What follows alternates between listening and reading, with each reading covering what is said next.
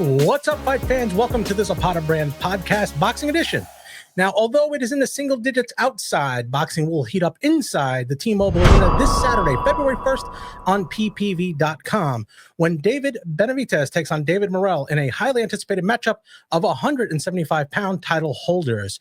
Joining us once again is International Boxing Hall of Famer Jim Lampley. Jim will be hosting the real-time chat on the ppv.com platform alongside Lance Pugmire, Dan Canobio, and Chris Algieri. Jim, Happy New Year, and thanks for joining us. George, my privilege. Thanks very much to you, and Happy New Year as well. Well, you seem to be being the one most of my fans want to have on. You're beginning to be quite popular here on the Zapata Brand. Well, I hope that means that the live chat is becoming popular and that more and more people with each passing fight that we cover together, the four of us at ringside, are aware of and take advantage of the opportunity to join our group, because it is totally participatory. If you are one of the mass of viewers who are chiming in on ppv.com's live chat with me and Dan and Chris and Lance, we see what you say what we say. It is a cooperative conversation. So in effect, everybody who's on there is his own self-styled expert. And we do respect and pay attention to the things that our chatmates are saying to us during the fight. Yeah, and it's beginning to get quite popular. That's for sure. I see on the chat, it's blowing up there, and that's good. That's always good when you get a chance to talk to people like you and your partners on at the live chat. It's great fun, and it keeps us in touch with fans and their opinions very directly, which is always a good education in going forward in this most subjective of all sports. It certainly is. Well, let's get right into it. Obviously, David Benavidez, he's taken a lot of twists and turns to get to where he is now. I mean, from chasing Canelo to now kind of putting himself into the mix of the 175-pound division, where it's pretty loaded there. Even though his objective is to get the winner of the Bivol Beterbiev fight later this month, he is taking on a very dangerous opponent this Saturday in the WBA regular champion, whatever that means. But let me ask you this. Is this a high risk, being that the Bivol fight is right around the corner at the end of the month? Should he have opted for something a little bit more easier because if his absolute desire is to be the 175-pound undisputed champion, this is a tough task, if you ask me. Well, it's a tough test, but it's also been a logical matchup on the board of prospective fights for more than a year now. When I first came back to ringside for ppv.com, the discussion was already well underway as to whether David Benavidez would get a shot at Canelo Alvarez. Eventually, it became clear that if he was going to get to that plateau, he would probably have to earn the respect and the identity that goes with beating Morrell, whose reputation and image has been rising for the past year or so. Back in the day, when I was first getting involved in boxing, we used to treat the idea of a Cuban amateur background as almost sacrosanct in terms of what it would do for your knowledge and skill level in the sport. Morrell has that. Benavidez has the identity of being a monster puncher. They've even incorporated that into his nickname, the Monster. And, there are two kinds of fighters that people customarily stay away from. There are others as well, but if you are seen to be a monster puncher, or if you have a deep, long Cuban amateur background, nobody's running to fight you. They fight you if they think they have to from a business standpoint, but they don't go out of their way to do so. And again, it was 15 months ago when I first came back to ringside with ppv.com. People were talking about the possibility of Canelo versus Benavidez at that moment. Here we are. People are still talking about Canelo versus Benavidez. And now Benavidez is fighting at 175 pounds. Well, Canelo is still down at 168. So it's problematic whether this is actually going to lead where fans want it to lead. But of course, fans are the ones who buy the tickets. Fans are the ones who buy the pay-per-views, and therefore their influence and their desire may figure into this equation. Well, let's look at the lesser-known Morrell. Morrell comes into the fight 11-0, 9 KOs, but again, as you pointed out, that's deceiving because as a Cuban amateur fighter, his record was 130-2 or 130-5, whichever you feel comfortable with, because there are conflicting reports out there. But what does Morrell bring to the table with such limited experience in the pros in such a big event like this? We haven't even mentioned that he's a southpaw. And, that's yet another frequent disqualifier. You don't see that many guys who are identified as big-time power punchers from the southpaw stance, but he gets that particular kind of respect. So, just as Benavidez is not somebody that people are racing to fight, neither is Morrell. That's part of the reason why there's been so much fan discussion and speculation about when and how this fight would take place. And if you wanted to boil it down to the simplest possible elements, it could be seen as a match between Morrell's southpaw boxing skills and Benavidez's overpowering straight right hand. Who's going to get the better of that matchup? Well, as you know, boxing is more of a mental game. So let me ask you about the mental game being played here.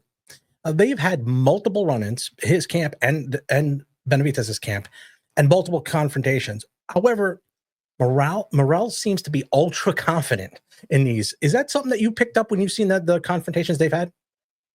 Well, I think the Cubans are taught throughout their amateur careers to be ultra confident and to see themselves as the straw that stirs the drink when they're in the ring against fighters from other nationalities.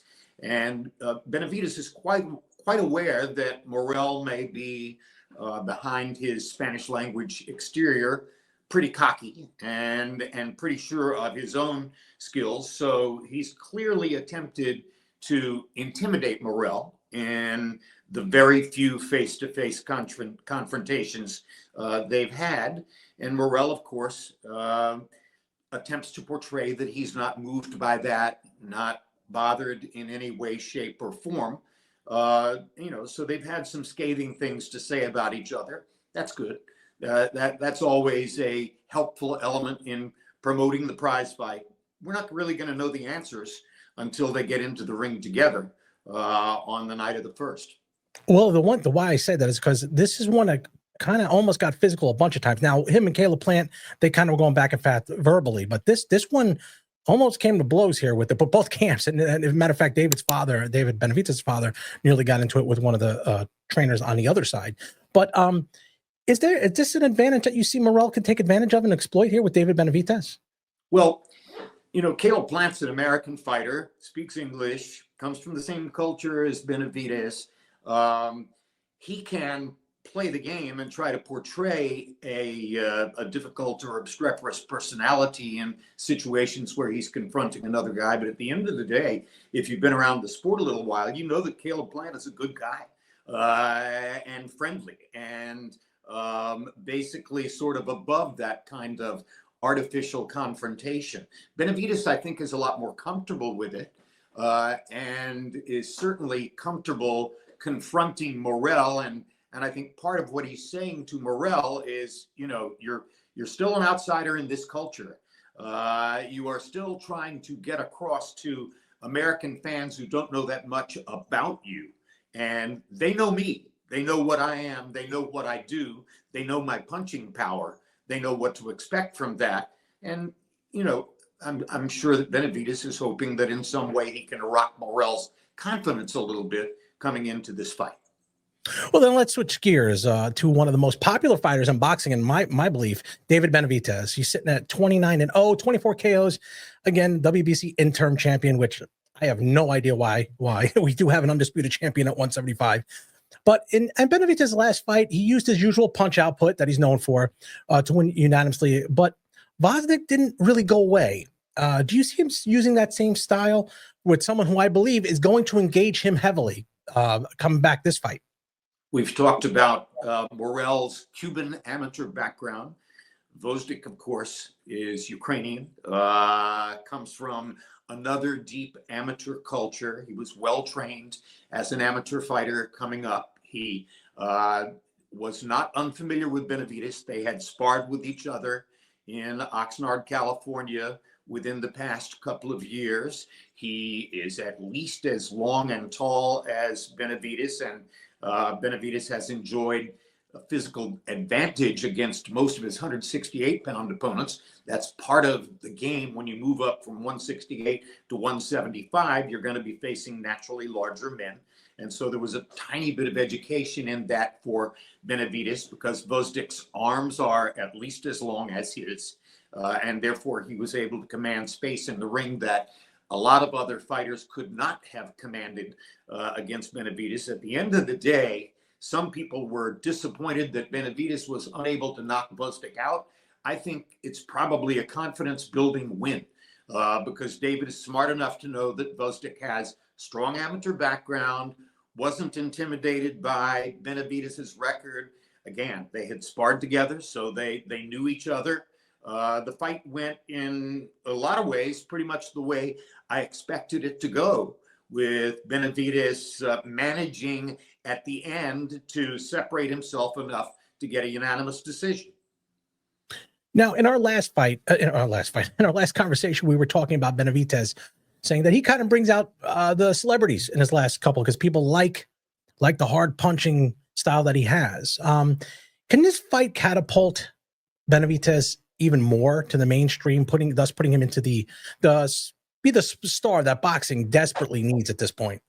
Can't hurt, but let's not get ahead of ourselves. He has to win the fight, and he has to win the fight against a guy with a logical and reasonable chance to win. What if Benavidez gets into the ring and Morrell has made an adjustment or two in his own style coming into the fight, and Benavidez can't get a handle on exactly what it is that he's doing? What if that hook coming from the right side is more effective than the left hooks that Benavidez has walked through in the past? What if Morrell actually, and most of us discount this because of Benavidez's big reputation here in North America, but what if Morrell actually turns out to be the harder puncher, punch for punch?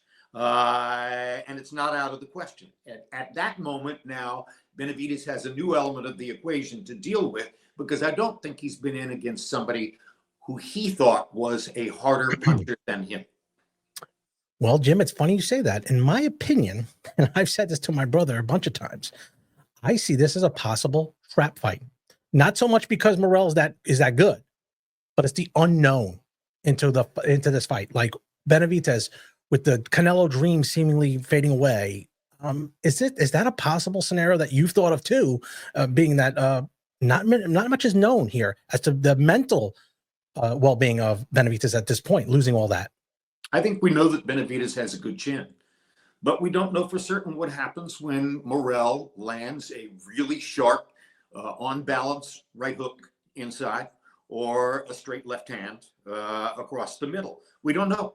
So the first few times that Morrell is able to land, and we see what Benavidez's reaction is, that's likely to tell us something about what the next several rounds are going to look like. And if it were to become a technical boxing match, if it becomes a skill set confrontation in which one fighter is trying to impress the other, or impress upon the other that he is the more technically skilled boxer, how many times are you going to bet against a Cuban amateur or a guy with a Cuban amateur background in a confrontation like that? It could turn out to be an education for David. And by the way, I regard myself as one of the world's biggest David Benavidez fans, but I have been very big fans of fighters who lost in the past, and it's not out of the question here.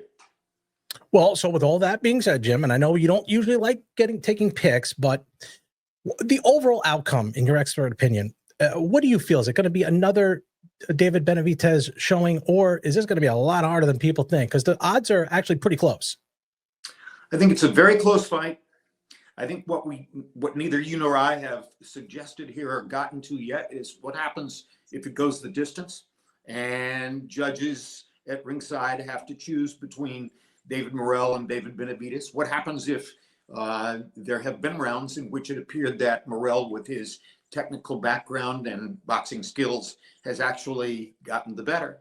There were a lot of people who watched Bivol versus Beterbiev and thought that Bivol was the deserving winner rather than Beterbiev, because Bivol is generally regarded going into that fight as the more skilled technical boxer. Obviously, Beterbiev held his own in that regard and wound up getting the unanimous decision. But if this fight goes the distance, I think it's up for grabs.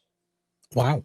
Well, Jim, something off topic I want to wrap up with here. We haven't talked in a while, and a lot of it is because it almost seems like boxing is kind of dead a little bit the latter part of the year of 2024.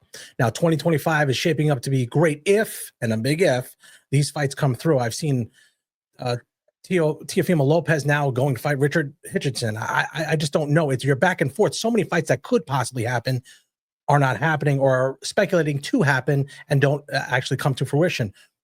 Turki Al-Sheikh has been positive on that end as far as getting the matches up together that we might not regularly see because the money just isn't there. You're not going to pay Tank Davis $25 million in the United States because no promoter is going to lose that kind of money. They have the means to lose that kind of money, maybe. But in the long run, does this not hurt boxing in the mainstream media? Because a lot of these fighters, and you look at Tank Davis, perfect example, Terrence Crawford, probably even a better, they get big fights, but then you don't see them. They're totally absent for such a long time because they're getting the big payday. Boxing used to be a means of a way out. Now you have one fight, 20, 30, $40 million. You don't have to fight again. That does not bode good long-term for boxing. What is your feeling on how the Saudis have handled this? Well, give credit to the Saudis for seeking to provide a solution to boxing's eternal distribution problem. Give credit to those of us who have observed enough over the years to see that this is more or less a perpetual situation for boxing. Larry Merchant's great quote, "Boxing can't kill it, can't fix it, or can't fix it, can't kill it," whatever order you like. I sit in front of my television set at night, and sometimes I know exactly how to navigate distribution to get the drama series or the special that I want to see, and sometimes I'm lost at sea. And I think that boxing fans are in precisely the same situation. How do I find this pay-per-view? How do I make my way to Riyadh for the weekend to see the actual fight itself? What do I have to do to get it on television for me and my friends? We're all constantly now adjusting to the electronics. Look at me today. I had trouble downloading StreamYard to do a Zoom with you, George. It shouldn't be as difficult as I made it out to be. But of course, I'm an old guy from an older generation. So it wasn't easy for me to push the right buttons and get myself into position to do this particular electronic appearance. And boxing is just like me. It's struggling. It is constantly navigating and trying to learn more. It is a sport that's trying to find its way in the world, and it doesn't have the institutional advantages that the National Football League or the NBA have. So at the end of the day, for the 100th time since the days of John L. Sullivan, there are a lot of people out there who would say, boxing's dead. Can't even find the big fights anymore. And oh, by the way, they're all coming out of the pocket of a Saudi sheikh who's eventually going to get tired of it. Or somehow or another, this most elemental, gut-gripping sport that gets to your heart like few others continues to survive and find its way forward, and audiences migrate across the pond, lily pad to lily pad to lily pad, and keep finding the fights, as, by the way, quite a number of fans will do on the night of the first for this particular very eye-catching and attractive fight. Well, this is definitely going to be one of the better fights of this part of the year, early anyway, and might possibly of the entire year. David Benavidez versus David Morrell can be seen live this Saturday on ppv.com from the T-Mobile Arena in Las Vegas, Nevada. And with that purchase, you get to interact with the great Jim Lampley, Lance Pugmire, Dan Canobio, and of course, Chris Algieri in real time as the fights are in progress. Well, Jim, as always, buddy, I thoroughly enjoy talking to you anytime the big fights come around, and just in general, getting caught up with you about things that are happening in your life. And I appreciate you coming on as always. Thanks a lot, Jim. Thank you, George. Have a terrific day. You too, buddy. Take care. Thanks for watching the Zapata Brand Podcast. Please subscribe to the podcast and listen where all podcasts are available.